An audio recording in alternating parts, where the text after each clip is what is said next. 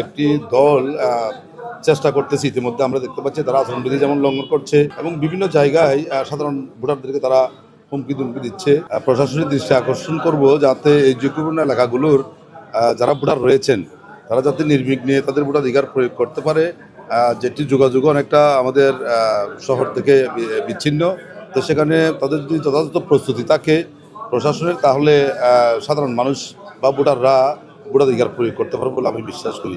তবে আমি যেটা আশঙ্কা করছি সেটা হলো কক্সবাজারের শান্তিপূর্ণ নির্বাচনী পরিবেশকে বিঘ্নতা সৃষ্টি করার জন্য একটি দল চেষ্টা করতেছে, ইতিমধ্যে আমরা দেখতে পাচ্ছি তারা আচরণবিধি যেমন লঙ্ঘন করছে, তারা আমাদের নারী যারা কর্মী রয়েছেন তাদেরকেও বিভিন্নভাবে হেনস্থা করছে, বিভিন্নভাবে তারা অপদস্থ করার চেষ্টা করছে এবং বিভিন্ন জায়গায় সাধারণ ভোটারদেরকে তারা হুমকি দুমকি দিচ্ছে।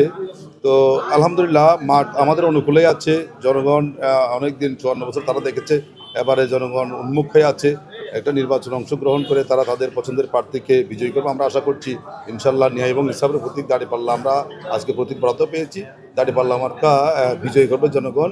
এবং ইতিমধ্যেই আমার বিরুদ্ধে একটা অভিযোগ আনা হয়েছে, মিথ্যা অভিযোগ। আলহামদুলিল্লাহ গতকালকে সেটির শুনানি হয়েছে এবং মিথ্যা প্রমাণিত হয়েছে। আমরা বলতে চাই যে ষড়যন্ত্র করে আমাদের বিজয়কে ঠেকানো যাবে না। ইনশাল্লাহ নির্বাচনের মাধ্যমে আমাদেরকে হারানো কখনো সম্ভব নয় আল্লাহর রহমতে।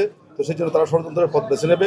আমরা মিডিয়া কর্মী আপনারা যারা রয়েছেন আপনাদেরকে একটু সজাগ দৃষ্টি রাখার জন্য বলবো, ইতিপূর্বে আমার বিরুদ্ধে একবার এরকম ষড়যন্ত্র করা হয়েছিল নির্বাচনে, সামনে যাতে কোনো ষড়যন্ত্রকারী ষড়যন্ত্র করতে না পারে আপনারা সজাগ দৃষ্টি রাখবেন এবং প্রশাসনকে আমরা ব্যাপারে দৃষ্টি আকর্ষণ করছি।